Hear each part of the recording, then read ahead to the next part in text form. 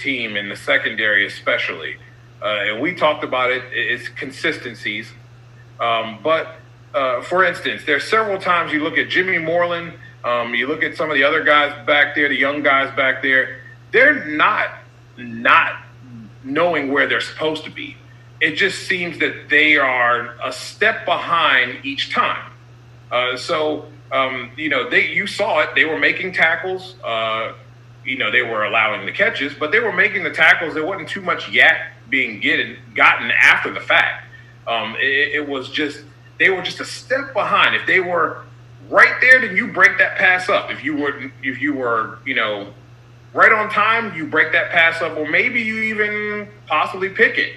But you can tell they're just a step behind, and that step, especially for experienced quarterbacks or quarterbacks that have really good rhythm, they're going to hit their target and they're going to fit it in that small window, and that's all they need. So when they can get more confidence, and I tweeted that too, it's about the confidence factor. If they can get more confidence, they'll be able to make those plays a lot sooner. But I thought Washington's front seven was doing a good job of bringing pressure, and there were some inconsistencies, but that's been the story this season with the young team. Offensively, they were doing some things as well. Inconsistent, of course, as we've talked about. But I know people want to talk about Cincinnati losing their quarterback, and I really do feel like it would have been a fight, but I'm not sure Washington would have won the game if Burrow had stayed in. But they were making plays. But Burrow was moving the ball quite well at times, and he was making plays when he needed to get scores. Obviously, Washington scored first, and then they managed to get themselves and keep themselves in the game for the most part until that injury. So I think overall, though, you have to like what you saw. And the fact of the matter is injuries happen. That's not something that, you wish on anybody, but it's part of the game. You can make all the excuses of why they won and say, oh, well, if they had this and if they had that and that didn't happen, but it did happen. So they had to still go out and play ball. And Washington went out, finally got into a rhythm, and I don't know whether that's Alex and Scott Turner, but it seemed that they didn't have offensive flow, and then they started to get an offensive flow, hence by running the football. I don't know why we can't figure out that should be the baseline for this young football team, but they managed to run the football, and they took advantage of some turnovers as well. And this is great because they have a little confidence. And me and Carol spoke earlier about that. We were chatting about that before the show earlier today, and it's confidence for them. And it should be really awesome to see them be able to come in here for the Dallas game here, not having that bye week. Everybody wanted to see this happen before when they beat Dallas, and it just had the bye week was in an opportune space. So it's going to be interesting to see what happens. But I think people should be okay and feel pretty good about what they saw on Sunday, though. Definitely. I got my technical difficulties taken care of. Well, I swear. Whew, it's been rough, man. It's been rough. Just got to keep on smiling and keep on tilting the bottle back. Absolutely. Yes, sir. So I want to touch on some of the things you said. I mean, the front seven did get pressure when needed, but what was up? Well, I know Thomas Davis hadn't played in a while, but he was out of position a lot, and with him being out of position and with so much, I don't understand why they're playing. I understand why they're playing so much zone. I just wish they would play a little bit more man, because these combinations of the gap that they're giving them at the line of scrimmage in these zones, we saw what Burrow was doing, was getting rid of the ball quick. They were just sitting down in the soft zone, 1st and 10, boom, 2nd and 5. Then they run the ball, boom, 3rd and 1, playbook wide open. And that's where they started getting their rhythm. So it definitely did affect the outcome of the game. I spoke about it a little bit before you came on, because you can see the hesitation when the second string guy came in, that Burrow wasn't even Adam Archuleta. I can't believe I'm saying this. He touched on it and made a good point about that in the game. He actually made, when I went back and listened to it, this is a side note, I got to mention this on the air. I went back and listened to it. He actually made a joke. He was like, oh, if the stadium wasn't empty for COVID, I have a whole rack of fans out here to be. And I felt that I found that hilarious because no one liked him, and the fact that he can make a joke out of it is cool because he did suck when he was here, and the fact that he could admit that on the air, it was refreshing to hear somebody actually say that. So I don't know why to bring that up, but I just had to bring it up 'cause I couldn't stand. I never understood why they signed that big contract anyway.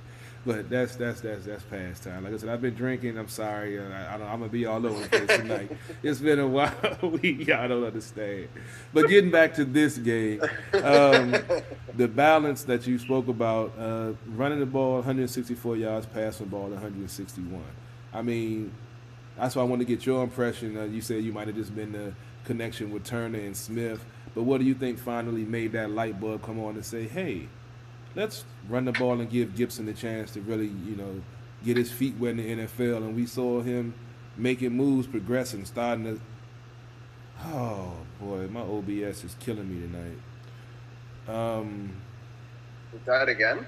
Yes, it did. I say we just run with this. Go ahead. Just piggyback off what I was saying about the running. And what do you think piggyback that made them, to finally decide to stick with the run this game? Well, I mean, they were, as a team, they rushed the ball for 4.7 yards a carry.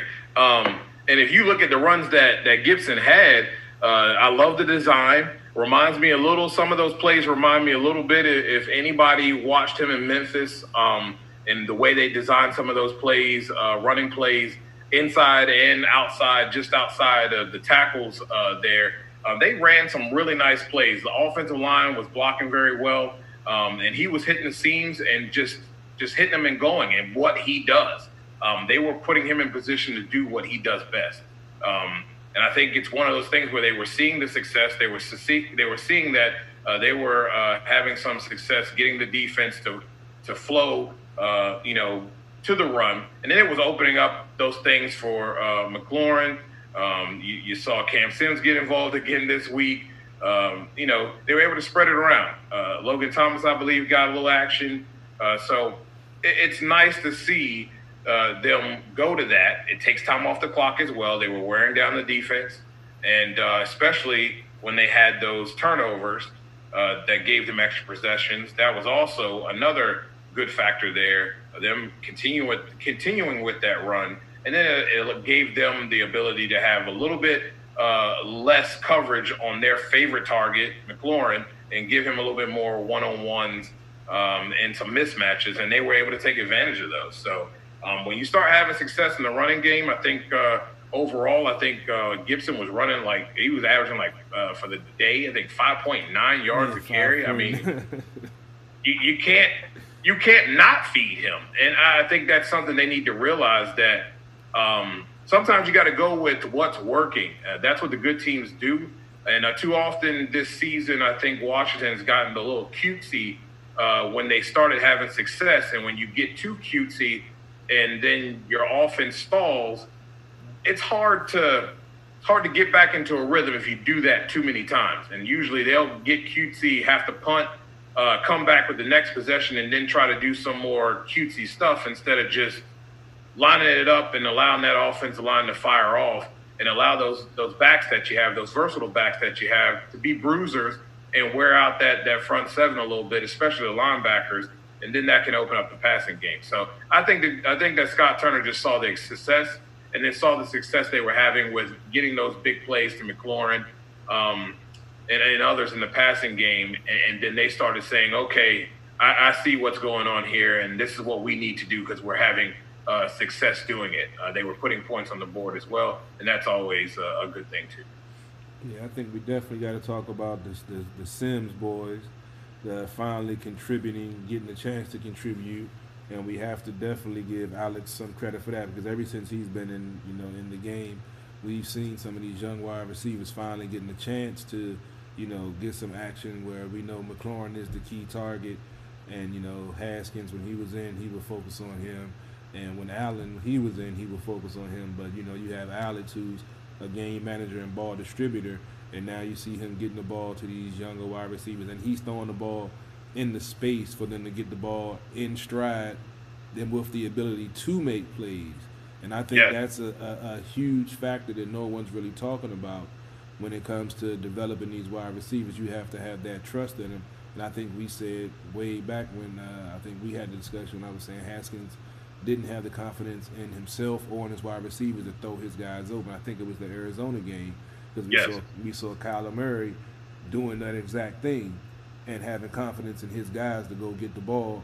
And I didn't think that Haskins had that, but you see Alex, he does, and he's giving them a chance to win out there in space and let them use their game-breaking talent to, break the game open in a sense. So I love seeing that, and the fact that we have balance. You know how long we screamed for that when Jay was here, and to actually see it, and it gets a victory, and it's on a short week, so we can cross our fingers and hope and pray to God that they have a similar game plan going into Thursday, and he doesn't come out like Jay used to and come out with 3 wide receivers and 1 tight end just because he wanted to and don't go with what works. So I hope that's not the case. But let's get on the defense a little bit because I feel like they played a decent game. I'm not going to say above average.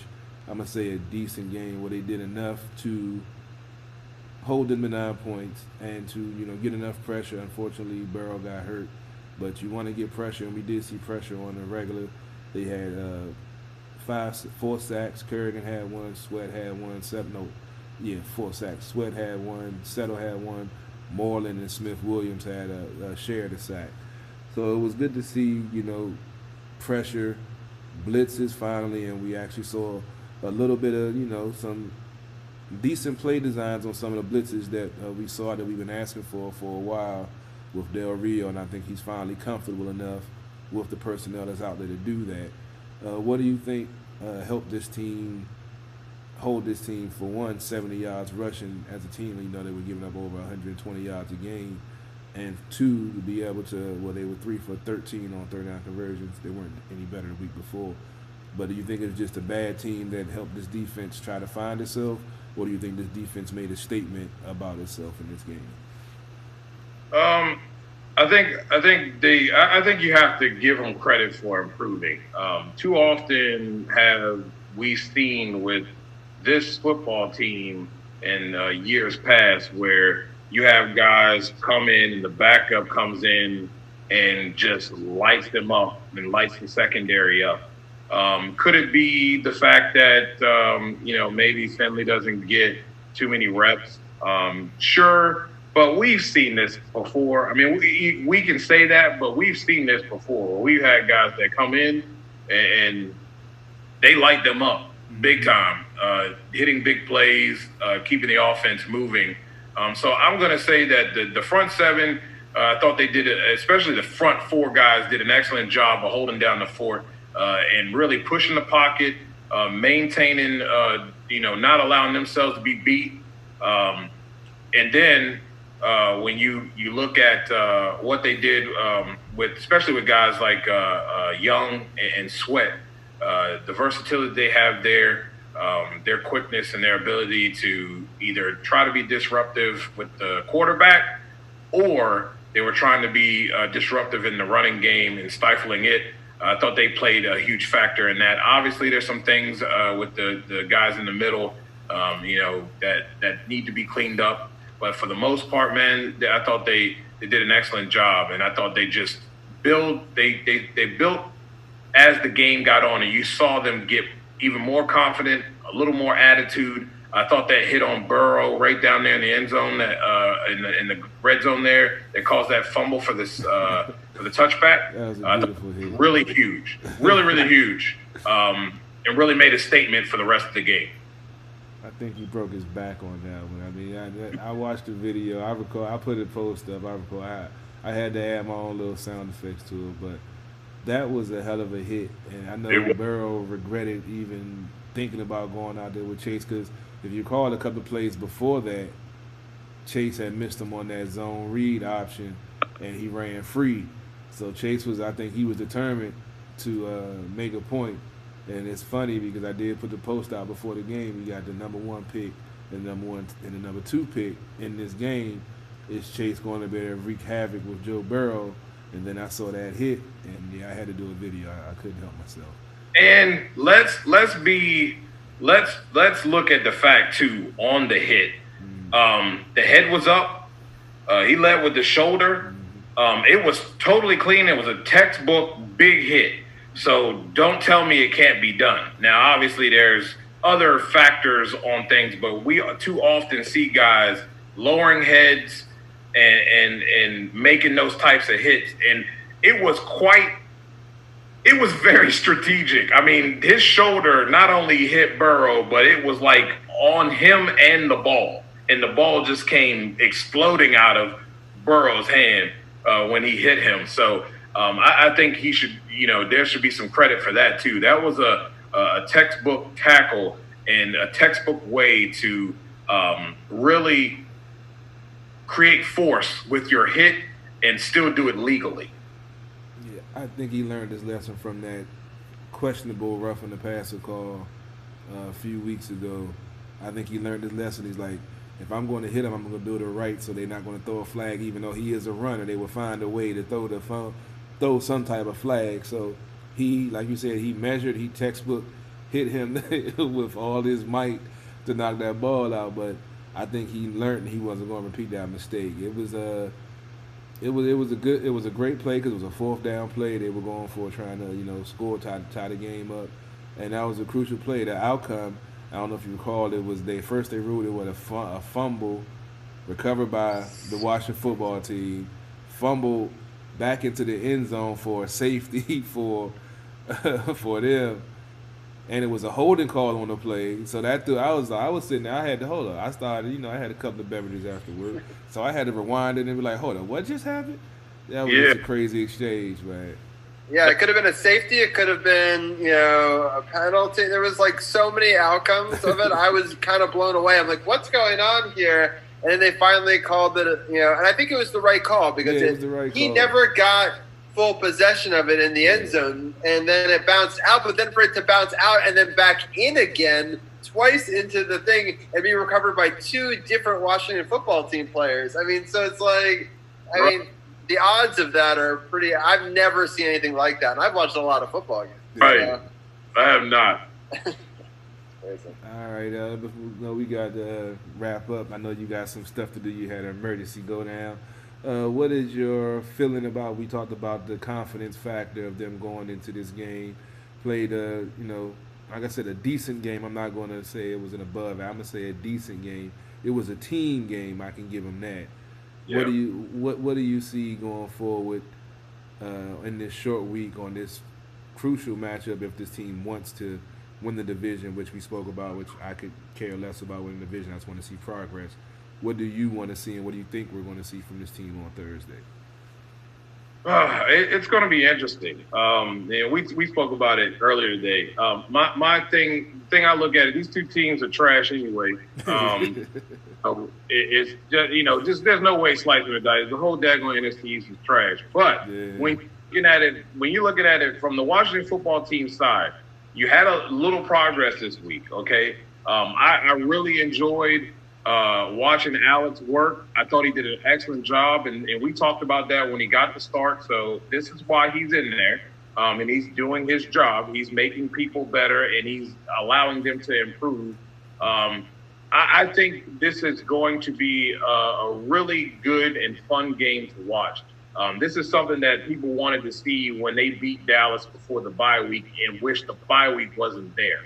I want to see this young team be able to not only in a short week, but after a win of that fashion, we had to kind of grind it out a little bit. But they won convincingly.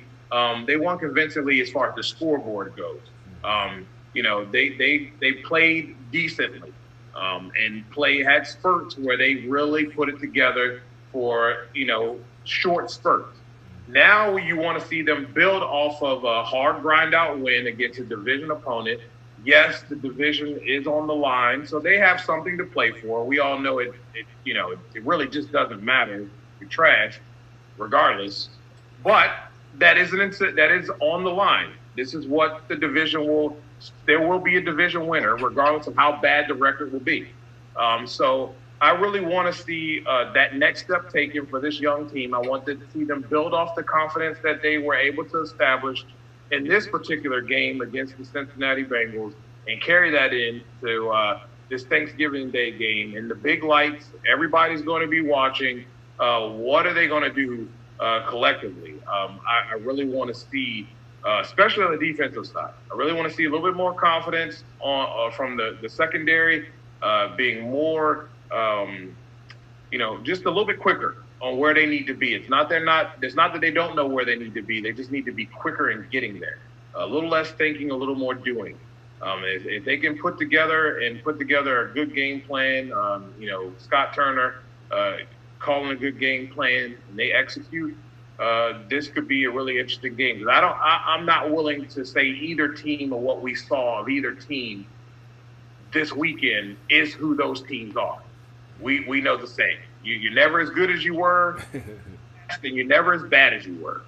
If you last. So I don't think either one of these teams are as good as they've shown. So that's where the intrigue comes in, because which team is going to carry that momentum from getting a win that probably most didn't think they would get against those teams, and they're going to come together on Thanksgiving Day. What kind of product are they going to put out, and how they're going to respond after those wins, and are they really developing consistency? So I'm really interested to see on the Washington side what they can do after getting a nice, grind-out, confident win that can build your confidence going into a game where it's a division rival, and for all intents and purposes, the division is on the line. So it's going to be fun. I think people should kick back, get your beer, get your food, and enjoy it.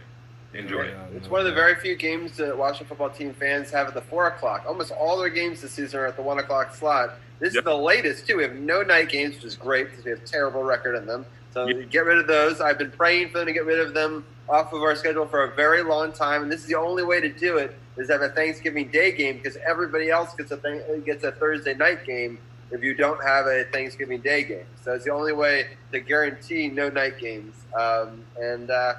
Hopefully we get a big win. Before we let you go, I do have a couple of quick news and notes. So in this game that's happening right now, Monday Night Football, if people are listening live, the Evans just got a touchdown to tie the game 7-7 on a nice play by Tom Brady. This game is historic, and it's kind of sad that it's taken this long in the NFL to get here. But all the officials tonight are black, and I think it's really a great thing to see. I wish it hadn't taken till 2020 to get here. Thinking about how many white officials there are in the league. But I just wanted to get your comment on it, Dujanet, before we let you go, what your thoughts are in the league going forward. It's pretty cool. I wish that I long for the day when we don't have to say, oh, well, first woman to do this, or first ever women to do this, or first ever black to do that. That it's just the norm. It's what we do.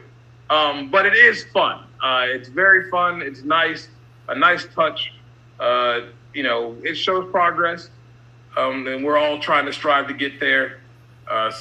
It's pretty interesting to see, and I'm happy for those guys. And hopefully, it's just something that we don't even have to think about. It's just what we do. You know what I mean? And eventually, one day we'll get there. We'll get there, because you know what? These people right here that are on this show, that are in this room right now, we're all working towards that, and we're showing.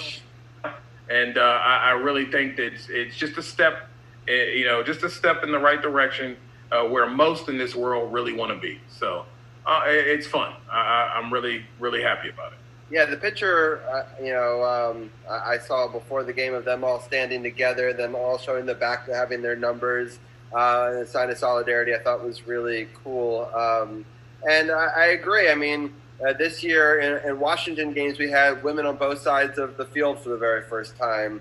And I'm happy that some of these in 2020, in a year where we've had so many things that have not gone our way, why not use this as an opportunity to do it? Because if you don't do it once, you can't do it a second time, right? And then that's how it becomes an every week kind of thing, is it has to you have to break through. And it's unfortunate it's taken this long, but I was happy to see it. Carol, any thoughts on it before we let Dujanet go? I mean, it's definitely like you said, it's cool, but like you said, it's sad that it took this long, and it's historic that it happened. Like you mentioned, the female on each sidelines is historic because it happened. So hopefully, we can start opening doors and it opens more than just the color barrier or the gender barrier. That it gets people to open their minds on different levels and everything else. But Yep. sports brings people together. Hopefully, sports used to be the example of how things would be because no matter what color your teammate is, they're your brother on the field and off the field. Especially when you win a championship together, something like that. It doesn't matter what color you are, just that you work together as a team, reach an ultimate goal, and be the best at something. And that's what happens when you work together. And that's what used to be the example. Unfortunately, we strayed away from that, and we don't have that same mindset. But hopefully, there's hope. Hopefully, that's all I can say. For sure. Well, Dujane, let us know what's happening on the breakdown this week. I don't know if you were doing an episode with Thanksgiving or what your plans were. And happy Thanksgiving as well. I know that we'll talk to you next week, but let the listeners know where they can find you. Well, you can find me at NotBland21 and on everything. Love talking shop with you guys. There will be an episode this week.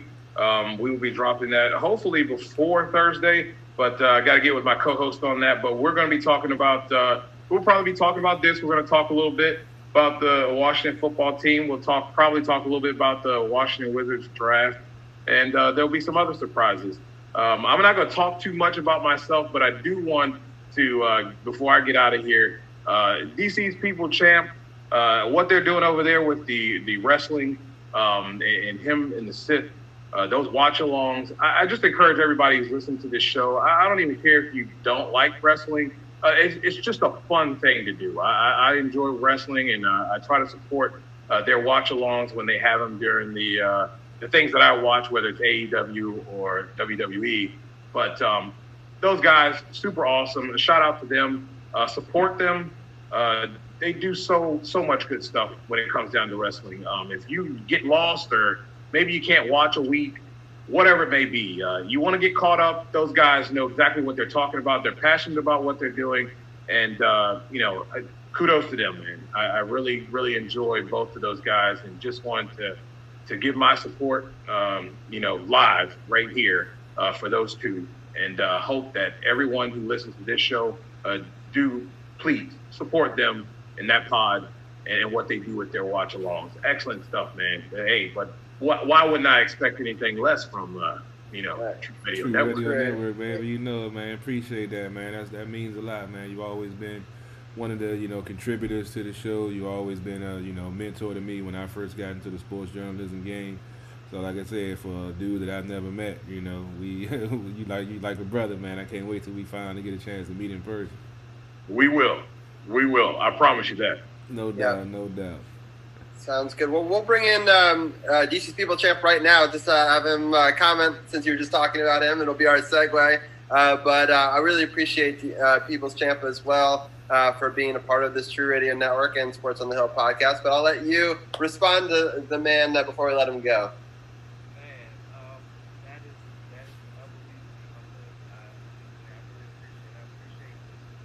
Get your volume up a little bit, Ken, or is that just me?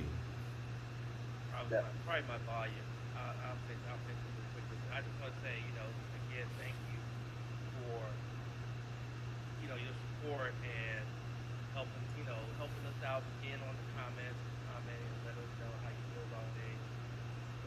There we go. How's that now? There we go. Now we hear you. Here you go. There we go. In the dungeon. All right, so like I was, my bad, but no, I'm humbled. And it's great that we moved away from our original platform to this to be able to do this, and to have someone of your esteem to be so supportive of is extremely humbling. And it just drives myself and Seth and us to continue to provide this kind of thing, and hopefully continue to grow and grow and grow. So I'm very, very humbled and appreciative of the support. No problem, man. Y'all know, Robbie knows, Carol knows. I don't ever feel like I'm bigger than anyone. I had an opportunity to have a platform, and I try to support my brothers and my sisters to to help them as much as I can, because you know what? I wouldn't be where I am if somebody didn't help me. And, if it wasn't for Lake helping me get to where I am today, then I wouldn't be here. So my job is not so much to focus so much on myself, but I always have to turn back and I have to have my hand out and reach out and pick other people up and try to help them out as well. And I love doing that. So, no problem for me. It's just what I do. And I especially when it's good work, quality work, you got to support it. And I'm going to see to it that hopefully others support it as well. Lake's a great dude. I've met him plenty of times. He's a great guy. A great guy. Sounds good. Well, Dujanay, I appreciate it as always. Have the best Thanksgiving, and we'll talk to you next week. You too. And I will talk to you guys next week. Don't eat too much now. I'll try not to. Try not to, man. All right, Dujanay, you be safe, bro. I'll let you later on, bro. Will do. All right. Sounds good. All right, we're going to bring in Arun. We're going to do the voice of Arun. I believe that he's on call today. So we're going to have a 3-person and a caller in right now. So, Arun, how are you doing tonight? Not bad. Enjoying the Washington football team win and looking forward to talking about that. Yeah. No doubt. It's actually, a good time, for a Victory Monday. What's going on, Arun? What was your take of this game? Did you think it was the Washington football team getting a team that, was primed for the picking when their quarterback went down? Or you think that the Washington football team stepped up to, come back and have a victory and have some momentum going into this Dallas game on Thanksgiving? It was unfortunate that Burrows got injured. Feel pretty bad that he got knocked out of the game. But you play who's on the schedule, and that's like nobody was giving Washington any easy time when Alex Smith was knocked out that season. It's actually interesting that Washington beaten its last 5 wins in the last 2 years, or 5 of the last 6 wins have come when the backup quarterback has played, which is pretty interesting. But they're knocking quarterbacks out lately, man. That defensive I mean, their kicker was also helped. I mean, he hit a 53-yard field goal, Randy Bullock, but he also cost the Bengals 7 points. So that helped. But you got to take the wins. They executed best. Washington is a team that plays better in the second half. They ran the ball a lot better. Even the first touchdown Gibson got was pretty good. So you got to take wins, and Alex Smith, glad that he gets a win with his comeback story. The Bengals are pretty awful, though. It's a win. Let's see if we can build on that with another win against. The Washington football team can build on that against Dallas, because it's important to get consistency, not just one win and then 3 losses. No doubt. I forgot to give a shout out to my always MVP. You mentioned the kicker, Randy Bullock. That's another fancy football story right there. But Tress Way, that dude is a hell of a punter, man. I was watching some of that one punt that he had, that 50-yard punt that they downed on the 2-yard line. I mean, he's been here 7 years, and I don't think he gets enough kudos and respect for what he does as a punter. And yeah, you mentioned the kicker and him missing the kick. Tress Way been kicking the ball.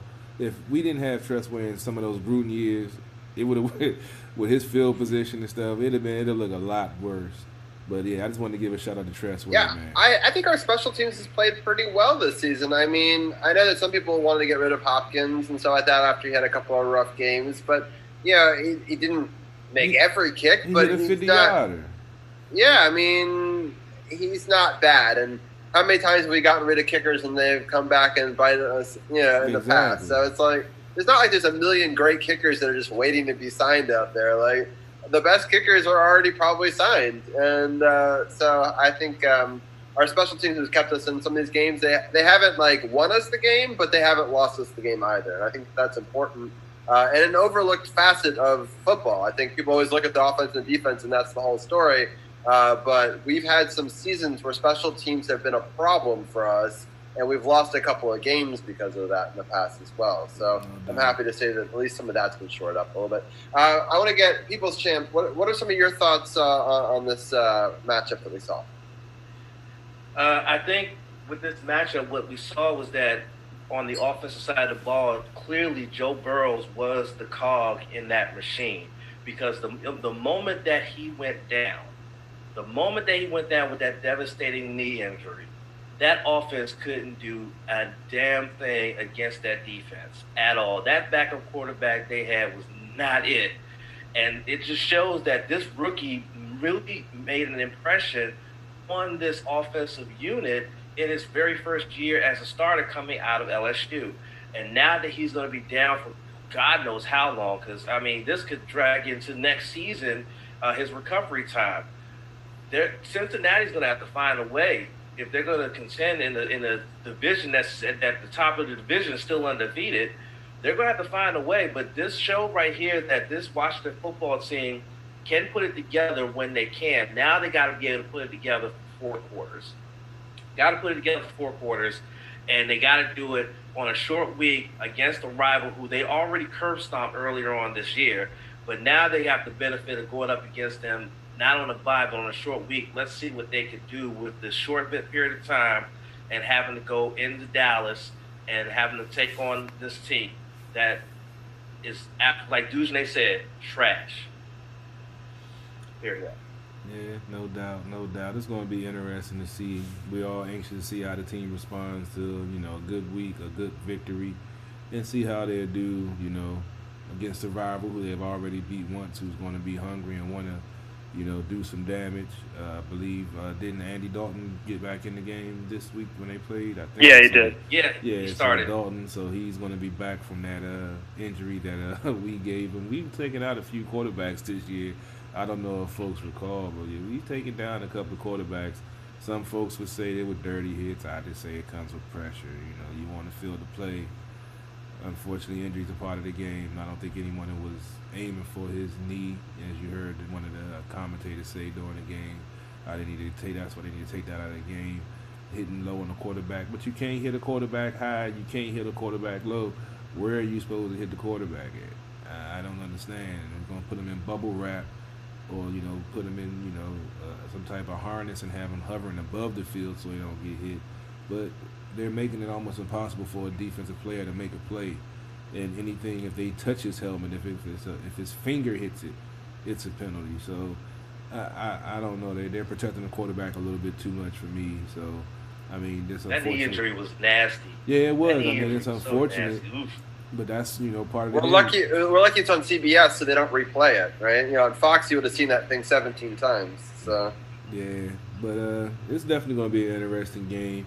I know you guys got a lot to cover in the NBA roundtable. I know everybody's ready to go in on all the stuff y'all got to go in, and I guess I'll be the segue into it. So I start out with the Washington Wizards and get your guys' take on it, because I'm interested to know what you guys think about this recent John Wall trade demand and the Wizards' response that they aren't basically paying it no mind.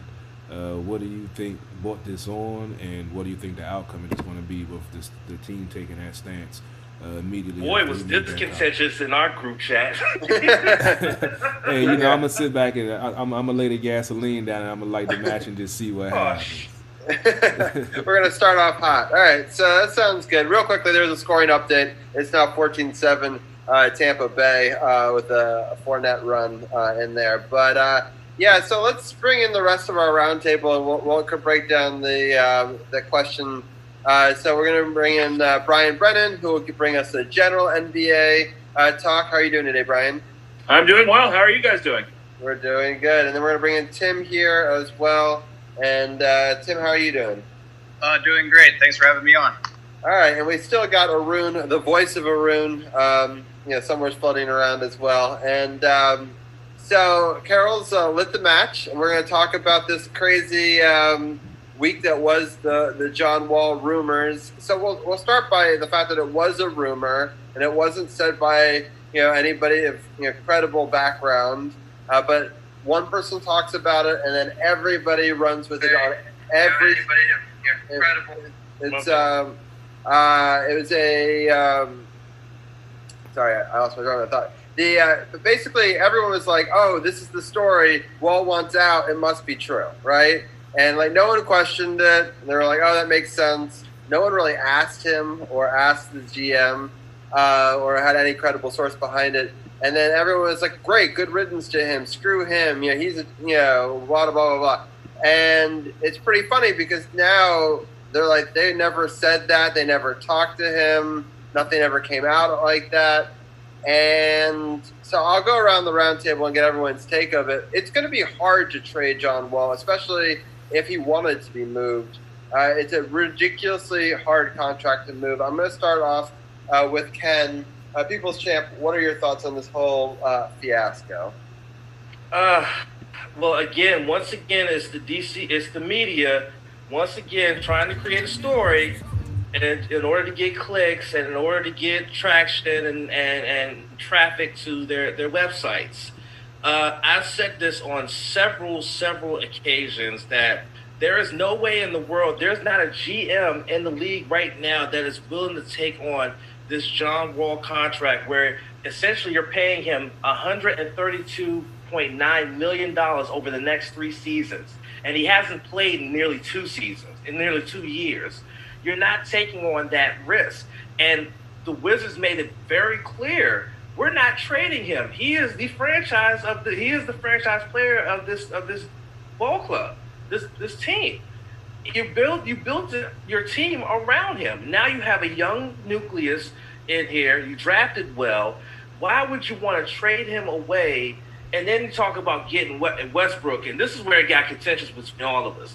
I don't believe Westbrook is a fit for this locker room and this culture. I don't. I am not a fan of that. If they were to trade for him, I would be totally against it because he's a special player. Yes, I don't take that away from him. But does that mean it fits into what we're trying to do here in Washington? The answer is no. It does not. He's, again, special player. Just doesn't fit. So these media got to stop with this clickbait kind of crap in order to create traffic to their website because, again, it's going to backfire and it's going to create issues for them in the long run. Right. So we're going to piggyback off that. I agree. We never posted it on Sports on the Hill podcast. I waited until somebody actually would confirm something like that. So if you don't want, we're DC Sports without the politics. We don't just do rumors. We actually share when, like, credible sources are saying this is what the agents are saying is happening, right? So, Brian, I know that you think that maybe Westbrook could work, in the system. So I'm going to let you take the other side of that argument and a mini debate right here. What do you think that they should do with John Wall, and do you think that they could even move him for a Westbrook?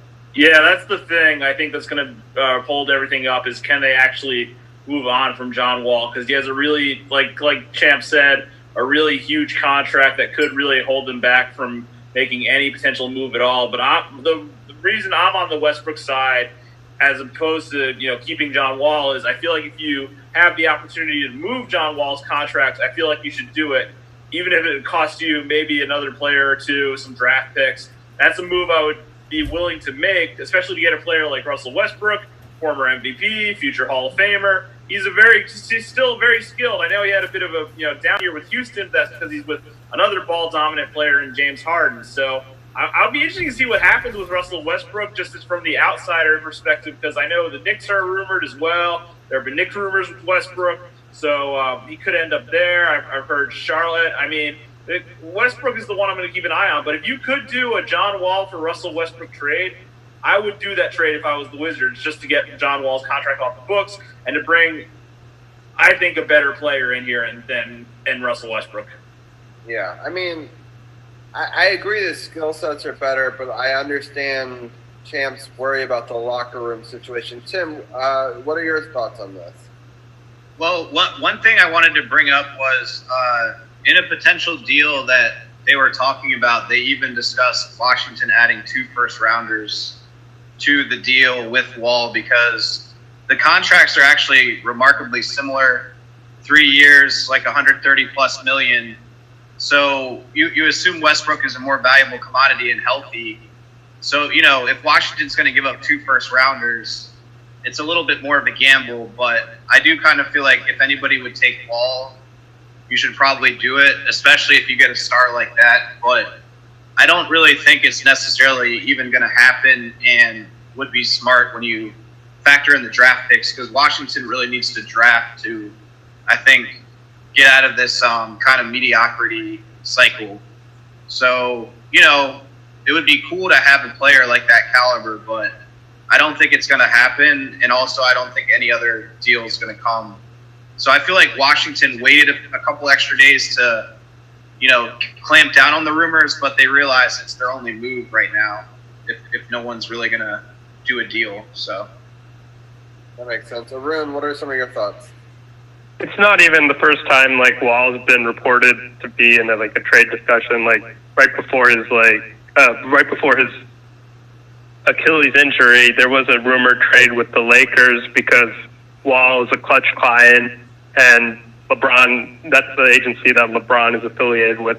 So there was a possibility that the Lakers were going to trade for him. I think the Rockets probably leaked the trade possibilities, but the Wizards turned it down because they'd rather keep the first-round picks. Westbrook, I disagree with Brian. He's a little bit of he's declining. I guess Wall, if it's a straight-up vacuum, you take Westbrook if it's just a one-for-one swap. But if you're giving up those first-round picks where you get Rui or Denny, then it's not really a question since the Wizards are a rebuilding team at this point, and they need to really see what they have. And the best player is not even Wall or Westbrook. It's Bradley Beal at this point, especially with John Wall coming off an Achilles injury, Westbrook getting older. He doesn't have a three-point shot.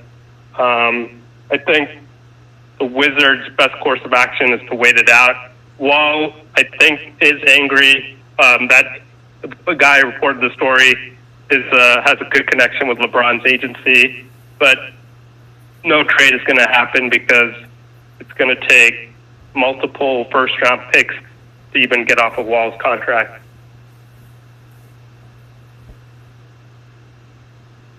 And they would be high first-round picks because the Wizards probably would be, bottom half of the league. So yeah, it's they'd be top. If the Wizards are not that good, they could get a top 4 pick, even if they are the 11th or 12th worst team in the East. They could probably next year's draft would be a really good draft where they could secure a top 4 draft pick and then really build through the draft again. Yeah. So Carol was saying on the feed, Mark Moore wants to know who else do the Wizards have that they could sort of move that would make some sense. I'll ask Brian that question. Who do you think?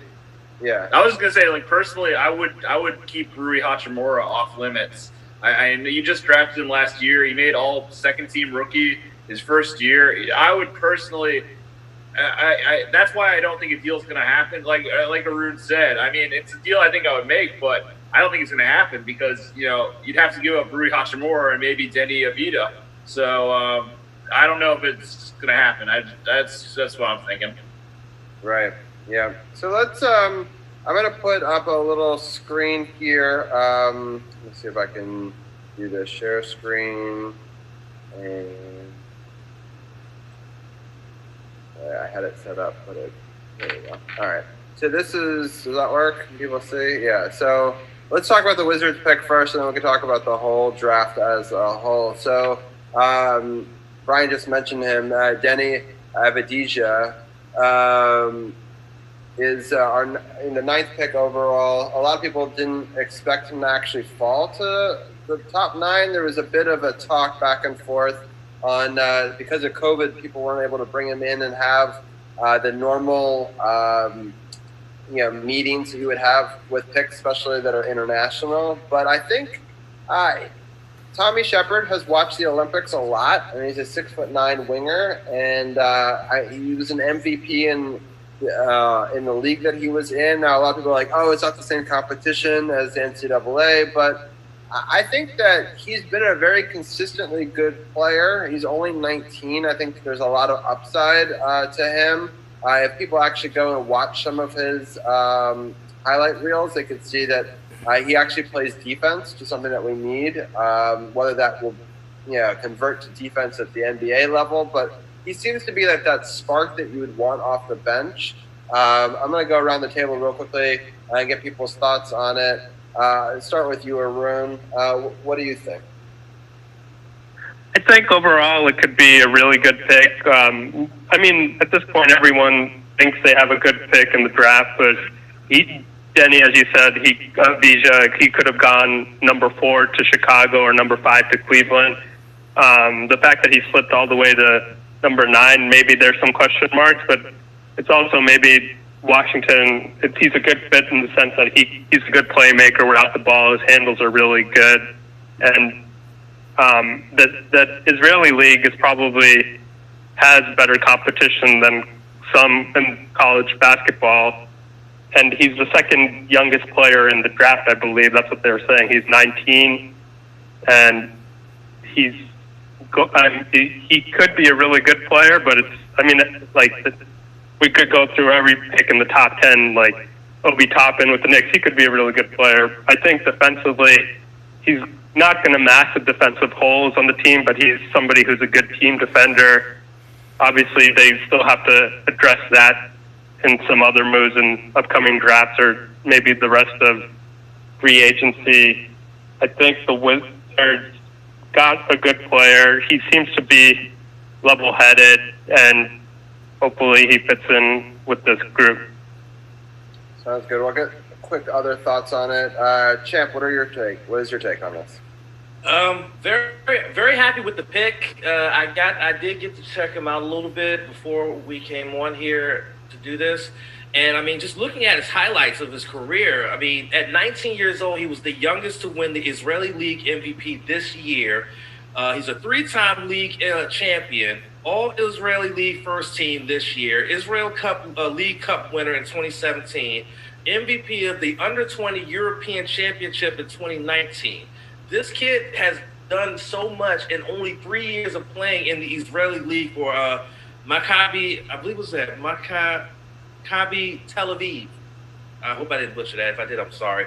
But, I mean, he's bringing something that, I mean, just think about this possible lineup in the front court when you have Wall and Beal in the back court.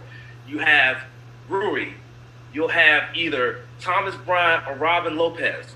And then you have Denny. Come on now. I mean, nothing but good old youth and experience mixed into that front court. This could make this front court a very dangerous front court when you have stuff like this. Now, I think the reason why he slipped the rule, and I read this somewhere, is that he might have some mechanical issues with his shooting, and I think that's probably why he slipped is because of that reason. And hopefully, Scott Brooks and them, they can work. If there is any issues mechanically with shooting touch, they can work that out to make him a much better forward and be a very, very contributing factor in the front court. And that's how I look at it. That's how I look at it. Great pick. So, Tim, I'm going to sort of move around and talk a little bit about some of the other things that we're putting around him. So we got Bertans back, and it was, expensive, but I think not as expensive as it could have been. People were projecting he could ask for 18 a year, and it was closer to 16, I believe. Yeah, I think it was 16. It was the Mahimbi deal. Yeah, exactly. So, what are your thoughts on the Latvian sharpshooter and bringing him back?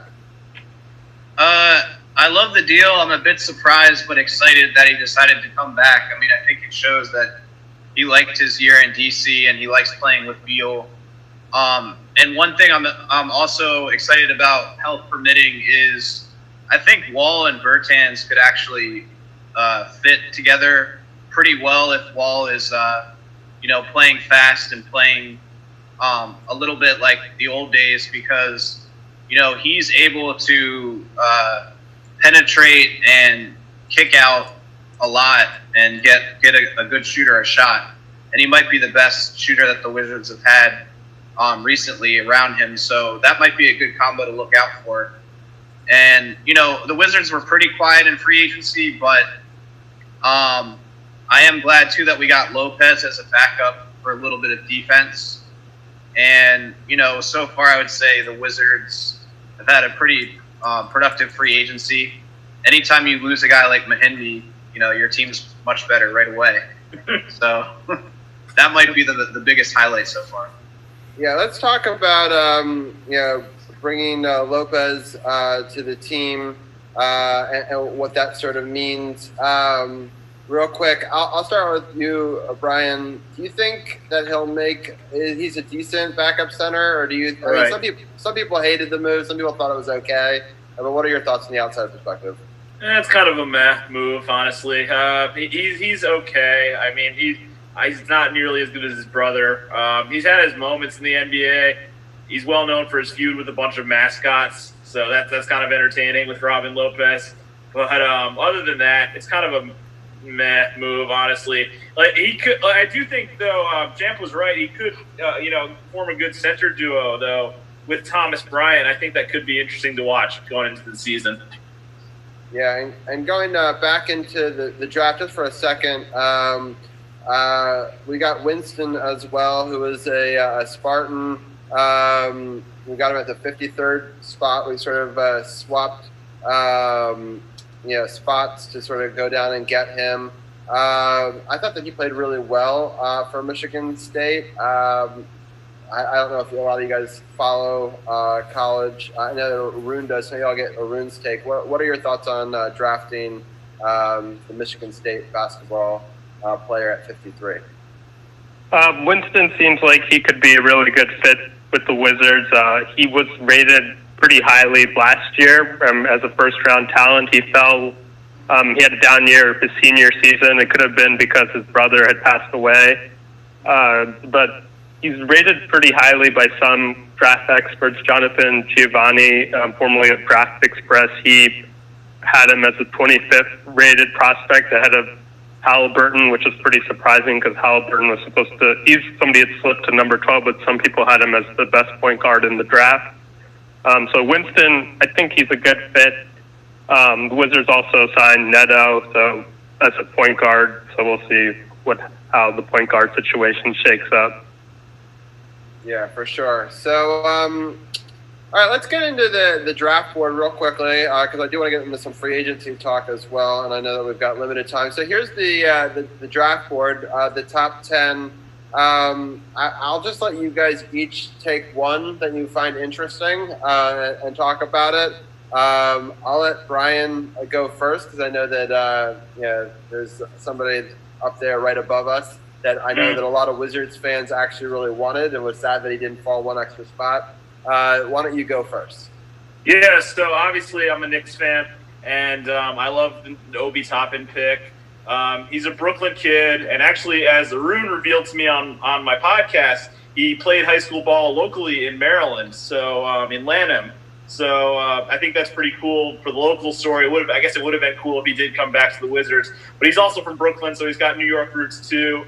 He was a great player in college for Dayton. You could argue he was the best player in college basketball last season. And on paper, I love this draft pick for the Knicks. And they also got Emmanuel Quickley at the 25th spot. So after a couple trades, they end up with Emmanuel Quickley. So I love the Knicks' first 2-round picks. We also didn't have a great free agency, so we're kind of trying to do this through the draft. And I think Obi Toppin's a good start. I'm really happy to have him on the team. Sounds good. All right, Tim, I'll let you go next. Is there anybody you wanted to talk about? Yeah. I'll actually choose Jalen Smith at 10 to the Suns. I know him well because he played at Maryland. I actually think, though, that he was drafted a little bit higher than I expected. Most of the draft boards had him middle of the first round, but I understand what the Suns saw in him in terms of raw talent and athleticism. He's a 6'10", lengthy player that can hit threes, and he's a really good rebounder. He showed up in a lot of big college games and played against guys like Cassius Winston in the Big Ten, so played against good competition. I don't think he's necessarily going to be the most productive rookie and be like a Rookie of the Year candidate because he left early and he's still very young, but it's kind of cool to see a local guy from Baltimore go so high, and I wish him the best. And I think the Suns have done some interesting things this offseason, and looks like they might make the playoffs. Maybe he'll be part of that, but I think it's a little bit of a project pick. So we'll see how he turns out. All right, DC's People's Champ. Who do you got in the top 10 that's interesting? LaMelo Ball. Because I seen so many people on social media that were shocked that LaMelo wasn't picked number 1 overall. And I said, I'm not shocked. I mean, it's a good pick it's a decent pick for the Hornets. They want to get young. They want to go young. They want to get a name that's going to get them out there. What better name than Ball? But is it going to be a pick that's going to work out for them long term? Who knows? I didn't really see much from LaMelo, pre-NBA to lend me to believe that he would be successful in the NBA. But maybe I could be proven wrong. Maybe he comes into the Hornets and he turns that team around and that team becomes a top contender in the East. I mean, the East is not the strongest conference in the NBA. So I mean, anybody can really put it together within a year, 2 years, and all of a sudden they're at the top of the heap. Look at what Milwaukee did in the last couple of years. Just this year, they were at the top of the heap. It was a slow climb for them. So I mean, this could be a good pick for the Hornets to get LaMelo. Let's just see if it works out for them in the end and in the long term. For sure. All right, Arun, I'll let you get the last take here. What are some of your thoughts? Yeah, I'll go with the number 4 pick in Patrick Williams because that was probably the most surprising pick. I don't actually particularly like the pick, even though he has promise as an athletic player. He didn't even start for his college team, and he's being compared to like OG Anunoby. And if you get OG Anunoby at the number 4 pick, like somebody who's like pretty good player, like maybe the Bulls think this draft isn't that good, and it's good that they took him because then Obi Toppin and like Denny Avedija, they were able to slip in the draft. I actually think there's a possibility if the best player in this draft could be somewhere in the 10 to 20 range. It's just like a weird draft overall. Yeah, I'm going to stop my screen sharing now and just ask you guys, let's talk about some of the free agency signings. I know that I gave each one of you a little homework. It's my background as a teacher. And wanted to get your take on a couple of free agency moves by different teams. Could be the Wizards, could be other teams in the NBA. I had one quick question to Arun before we start. I see in some trackers that Anthony Davis is the best free agent available. I thought he had re-signed. Is that not right? Yeah, I think he's going to re-sign. He just hasn't inked the deal yet.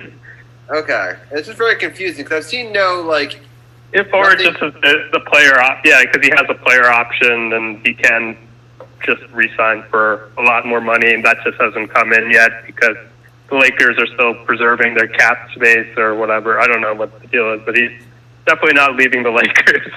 Yeah, okay. That's why it was confusing. I was like, why is this? I had this tracker up that I was looking at for top available free agents, and I was like, that seems like a strange one up there because I was like, why would he leave the Lakers at this point? I think you'd at least want to get a chance at repeating. So I'll start actually with you, Arun. What are some of the interesting free agencies that you've seen or signings? I think overall, the champs look like the favorites based on this free agency. Even though they lost Dwight Howard and Rondo, they were able to get the 6th man of the year and the runner-up for 6th man of the year, and they traded Danny Green for Dennis Schroeder. They signed Montrezl Harrell to the mid-level exception to cover his defensive deficiencies. They signed Marc Gasol from the Raptors. So overall, the favorites are going to remain the favorites. I also thought the Trailblazers had a good off-season, and the Mavericks, they had a good draft. There are a bunch of teams, but I really think the Lakers are still the favorites based on those free agency signing moves. LeBron and Anthony Davis, they may be tired, with the short off season. So Schroeder and Harrell can provide a scoring punch if LeBron and Anthony Davis decide to take some games off. And I think they're the favorites unless fatigue gets in the way, and the Warriors with the Klay Thompson injury, they took a hit. The Clippers, I don't know, they seem like they still need to figure out some issues, even though they signed Serge Ibaka. So So overall, I'm looking forward to the start of the NBA season, which is just a month away. Yeah, so that's pretty great. So I think it's kind of funny. I'll note that the Gasol brothers were the first brothers in NBA history to have their rights traded for each other, right? And what happened was Paul Gasol came to the Lakers, and Marc Gasol obviously didn't. And so it's interesting that, you know, the older Gasol got a championship, and now the younger one gets to come to the Lakers anyway, and come to the team that had originally drafted him. And it'd be really interesting if one wins with Kobe and one wins with LeBron. It would definitely be this sort of very bizarre, like, kind of closing off of history that they'd each won with a Gasol brother. But I'll let others get their thoughts on some of their more interesting free agency movings. I'll start with Brian, because I know that he wants to talk about his Knicks moves. So I'll let him get that in and give us his take on what the Knicks have done. Well, actually, the first move I wanted to talk about was the Gordon Hayward contract, which I think is absolutely insane. It's $120 million, I think, for 4 years or something like that. It's a crazy deal. And it absolutely made the eyes pop out of my head when I saw it, because Gordon Hayward left a $34 million deal to opt out of his contract with the Celtics. And when he did that, I was like, what are you doing? You're not going to get anywhere close to that kind of money on the free agency market. But I severely underestimated this free agency market. Gordon Hayward got paid a lot of money that he is not worth, in my opinion. That is a lot of money for Gordon Hayward. It absolutely made no sense in my head when I saw it. No disrespect to Gordon Hayward. He's a fine player, but he's not worth $120 million. As far as the Knicks go, the only real moves they've made have been bringing back Elfrid Payton. They released like 5 of their players last week to free up like $40 million in cap space. So I thought they would be a player for Van Vliet, maybe Hayward, maybe even bring back Carmelo Anthony, but they got none of those guys. They struck out on all of them. They ended up with Austin Rivers and bringing back Elfrid Payton. So it's kind of a boring offseason for the Knicks. The Rivers move is kind of how I feel about the Robin Lopez move. It's whatever. It's meh. And Elfrid Payton, same thing. It's meh. So the Knicks really didn't do much in free agency. There's still time for a trade, but disappointing free agency for the Knicks. But yeah, that Hayward contract, man. Whew, what a deal. Yeah. All right, Tim, I'm going to go to you next. What are some of your thoughts? Hey, I think the Blazers re-signing Carmelo Anthony was a good low-risk one-year deal. And I also think it was interesting that the Rockets picked up Cousins on a one-year deal. I mean, they still have a lot of talent. I know they have a ton of drama and a lot of players want out, but they might, put up a good season. And I think quietly also the Bucks have really improved their roster around the Greek Freak. They made a lot of moves. I guess Drew Holiday being one of the biggest ones, but they also brought in Bobby Portis and a bunch of other role players, DJ Augustine. So I think they're going to be really good again. I don't know if they're going to be the favorites in the East. And I agree with Arun that the Lakers are the favorites of the whole NBA, but they're going to be really good again. And it'll be interesting if the Greek Freak is satisfied by these personnel changes and wants to stay there. But, that'll be like the biggest story of the next year, I guess, on what he does. Yeah. I will say one thing that I thought was kind of funny is, let me see if I can get it on here. So Trevor Ariza played for 4 different teams last week. On Sunday, it was the Blazers. Monday, the Rockets. Wednesday, the Pistons. And Saturday, the Thunder. I mean, that's pretty... Kelly Oubre, too, went from the Suns to the Thunder to the Warrior, and Danny Green went from the Lakers to the Thunder to the Sixers. So a lot of guys bouncing around. Yeah, that's crazy. It's a lot. I'm happy that they didn't, jet off and try to buy a place too quickly. Or at least I hope not. Because, that's some crazy stuff right there. I just had to get that in. But, Champ, what are some of your thoughts on free agency moves? Well, of course, I was a huge fan of resigning Davis Bertans. I was a big fan of the lock-in laser and the way that he plays and the fact that he has such a great three-point shot for a forward. And that's going to be great to see for the next 5 years going, is that smooth three-point shot from him. But there were 2 extensions that took place early on in this free agency that caught my attention, and that was the 2 rookie max extensions that were given to Donovan Mitchell in Utah and Jason Tatum in Boston. Both of them are worth up $195 million. Now, Mitchell's deal is guaranteed for $163. But if he makes All NBA this season, it jumps up to $195. Whereas Jason Tatum's deal, because he's already been an All NBA on the All NBA team, his can be up to $200 million to get paid from Boston. So it's like, man, these 2 kids came out, and in these couple of years in the league, they already got the bag. And then honorable mention is Bogdan Bogdanovic, who got the bag as well. He's signing an offer sheet with Atlanta for 4 years, $72 million. And they said there's a 15% trade kicker as well. That's according to Mark Snyder of the New York Times. So I mean, these young is just getting the bag out here in these streets. It's absolutely insane. But you know what? If you feel like they earned it because they went out there and showed what they needed to do, then I'm all for it. Like I said, Davis earned his contract. Donovan Mitchell definitely earned it, especially his play in the playoffs where he had like 3 games of over 40 points. Even though they got eliminated, he played so well last season, and he deserves his contract. Yeah, some pretty crazy stuff. All right, I'm going to give everybody sort of final thoughts overall in the NBA. I know that we'll get back together in just under a month. I'm sure we'll do an NBA preview show once they'll start. I know that the season starts on the 22nd, but they must have scrimmages or other games that have to happen before that. And so I'm sure we'll be back with some of that news. But I'm going to start with Arun, the voice of Arun. Any final thoughts either on the NBA, Dallas week, or anything at all before we let you go? Yeah, I just want to say I wasn't a big fan of the Robin Lopez signing. I actually think Jan Mahimi put up better stats than Robin Lopez last season, but I do like the locker room addition. It's only a 1-year deal, so I can't complain. And I think Dallas, it's a very winnable game. Dallas coming off a big win against the Vikings. I don't know how Dallas looks really good, but it's a short week. And Washington, as Ken mentioned, they really blew out Dallas earlier in the season.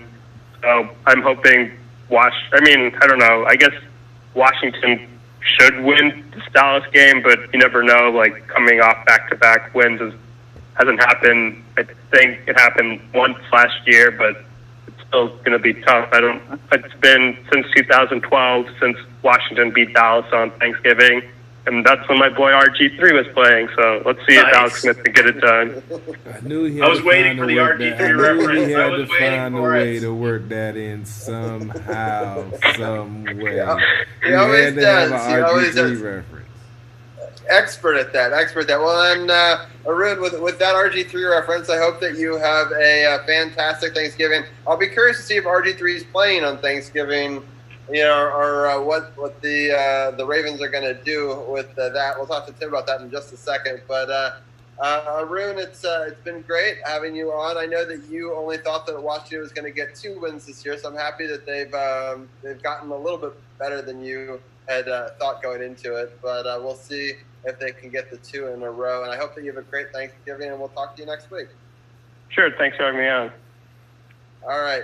Tim, I want to go to you next real quickly. This is a crazy short week, and there's COVID situation going on with the Ravens.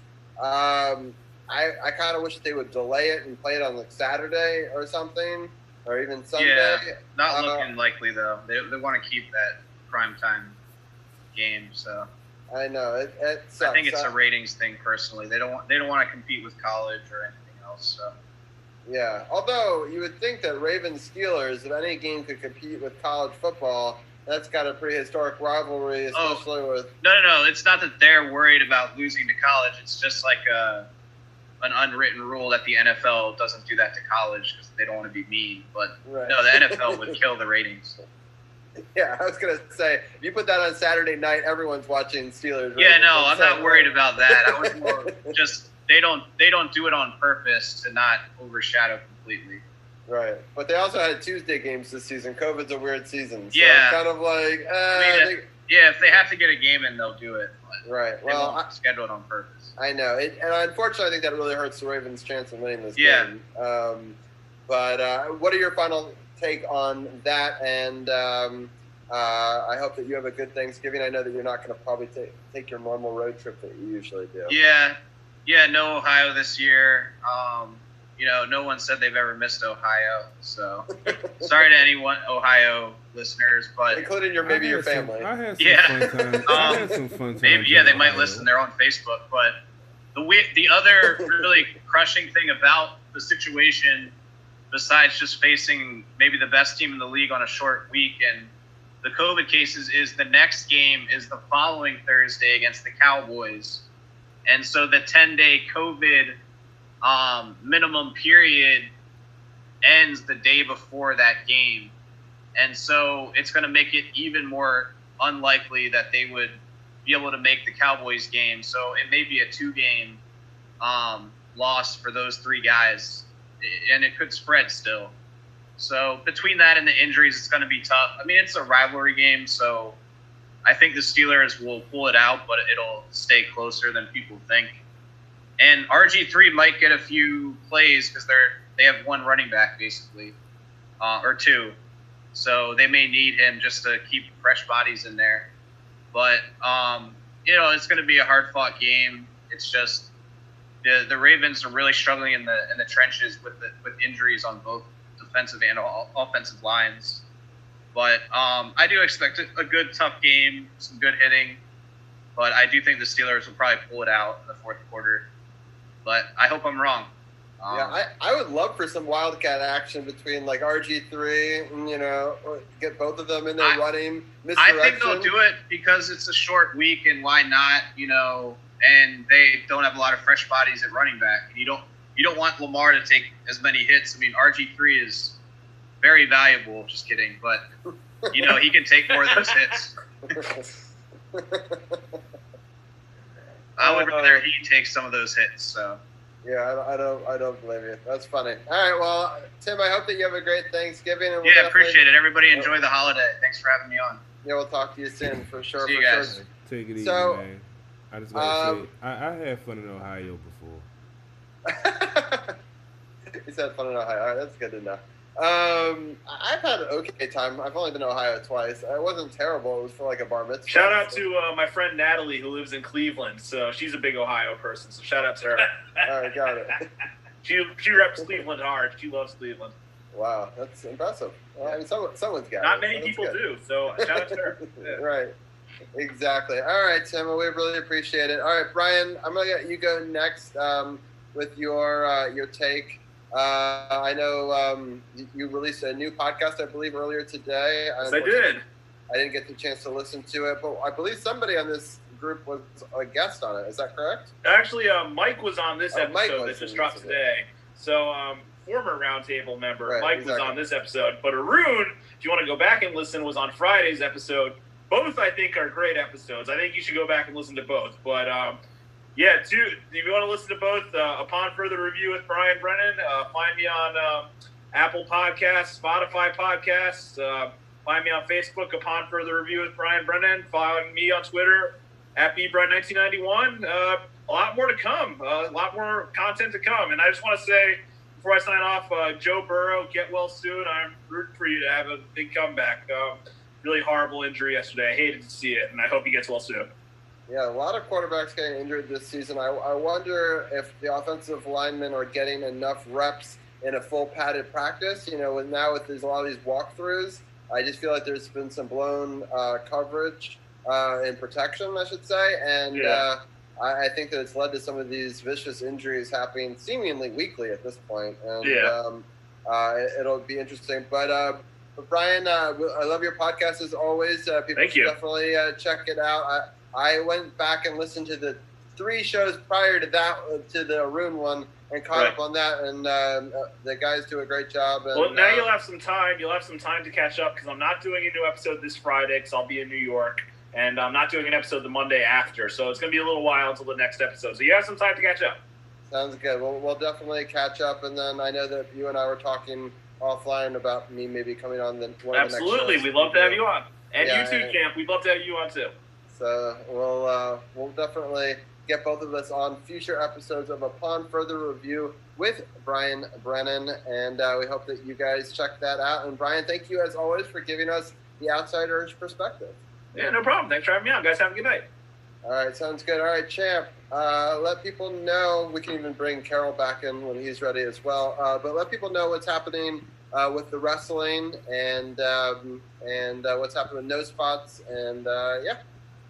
Yeah, real quick though, like another reason why the Bogdanovich signing was so wild was because he was supposed to be involved in that signing trade that ended up not going through because he said nah and rejected the deal, and now both teams are under investigation by the NBA. But that's why it stood out to me.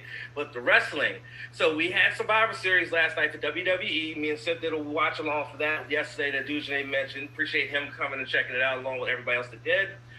We will recap it this coming Saturday when we do our live stream on our Facebook page. We'll recap Survivor Series plus the fallout from Survivor Series on Raw and SmackDown. Raw's going on right now. SmackDown is Friday.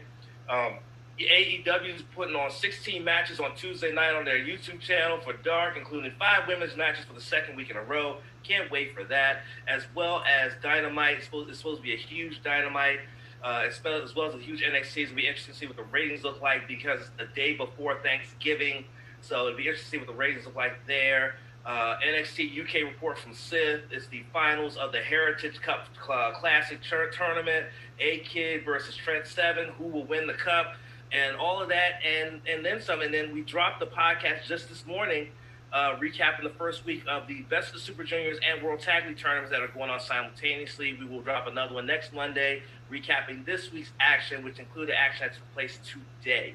So, wow, yeah, that's so much wrestling news. That's crazy. So I'm happy that the True Radio Network is still going strong with both of these shows. Shout out to Hertz House. I know he doesn't do his show on Wednesdays anymore, but he did a great post game on his channel yesterday. So if you want to check out what he's been up to, that was a good one. He's been sort of leaving the podcasting up to us, and he's just doing pre or post games for football. But I love that you guys have sort of picked up the wrestling mantle from that, and we've sort of picked up the football mantle, and we can kind of keep the True Radio Network spirit alive between both of our shows. And we really appreciate all the time. The NBA Roundtable, I can't wait for basketball to come back in just under a month, and we look forward to talking more football with you soon. Yes, this is fun time. And I gotta say, as a side note, after the weekend that I've had, and Robbie, you know what I'm talking about, this was much needed.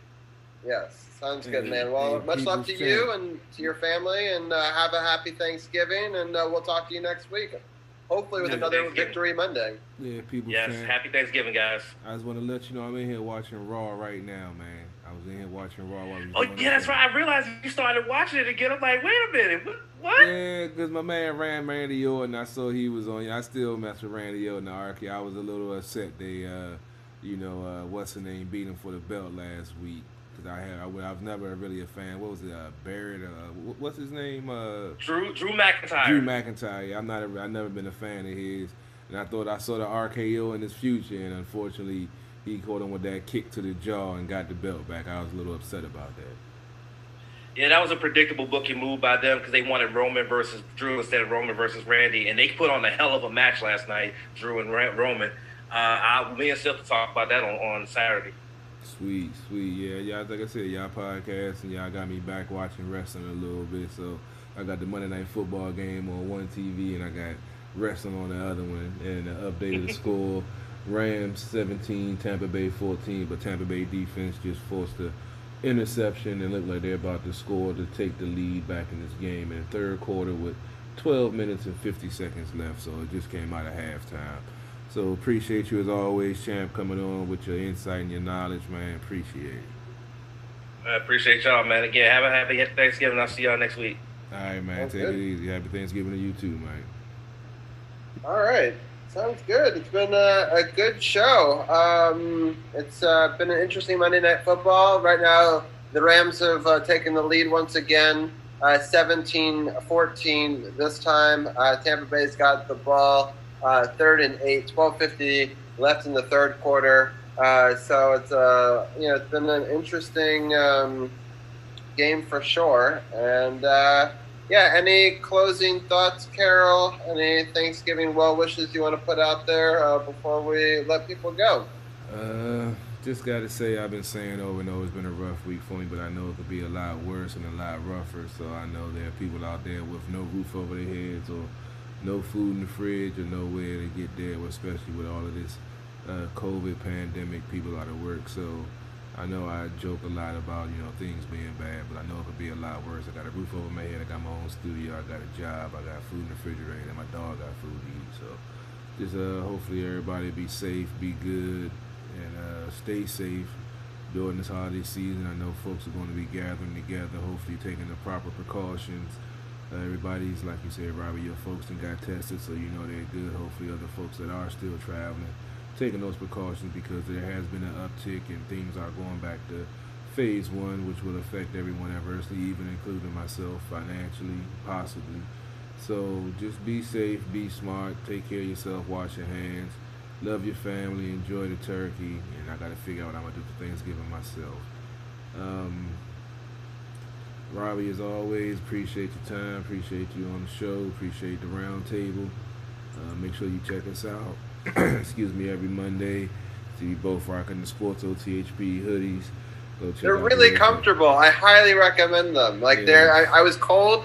I threw one of these on. I actually am repping the same shirt, that's in the Carol, the HTTR, the Good Luck one. So Carol's got the HTTR, sweatshirt. So definitely cop those, rep them, especially because we don't know what the team name is going to be next year, but they're still going to be the burgundy and gold, and they can still rep the podcast. So no matter what the name changes to, you got it covered. Or if you like the old classic colors, the red and the black, we got those as well. So I hope that people do check us out for their holiday shopping needs at sportsothp.com. No doubt. I'm in the show with the same video I started the show with. Renegade, made my acting debut. We joke about it a lot on At the Bar Radio. I'll be back on there next Sunday, 6 p.m. as always. Should be doing my pregame. Well, there would be no pregame for this Sunday because they're playing on Thursday. But you're going to do a pregame show for Thanksgiving game, though? I think I might have to, because I haven't figured out my plans yet. I might be in the house solo dolo this Thanksgiving, so why not do a pregame, postgame, and hopefully a Victory Friday celebration for a victory over the Cowboys to get a sweep over them this season, which would be even sweeter. But I'll probably do a pregame because I'm off from work, so yeah, I guess we could look forward to a pregame. I wish I was able to do a postgame and pregame yesterday, but trying to get these car sales bigger. And as always, if you're looking for a new, used, or pre-owned certified vehicle, come holler at me down at Waldorf Honda 2450 Crane Highway, northbound side, across from the Popeyes and the Lowe's. Got all types of deals, end of the year, Honda, happy holidays and all that. Happy Honda holidays, make sure I get it right. So come on out, holler at your boy, CP3. We don't just have Hondas, we got everything that you're looking for, Ford, Chevys, Rams, whatever. So holler at me. Going to play the video once again. Renegade 703 on YouTube. Renegade on IG. And you can follow him on Facebook at Rasan Bell. Got one of the hottest tracks out here. Video been out for 3 weeks. Got over 7,000 views on YouTube. Already got over 60,000 streams on the streaming platform. So go check it out.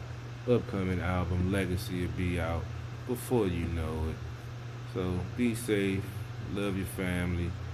Shout out to one of my folks, Janelle. She lost her grandfather today. Prayers to you and your family. Hope y'all be alright. Keep your head up. I'll hit you up later on if you ain't still watching. But Renegade 703, Money Convo, Sports OTHP, True Radio Network. Oh, I'm having some technical difficulties. I gotta go on the fly. Got the audio but don't have the video.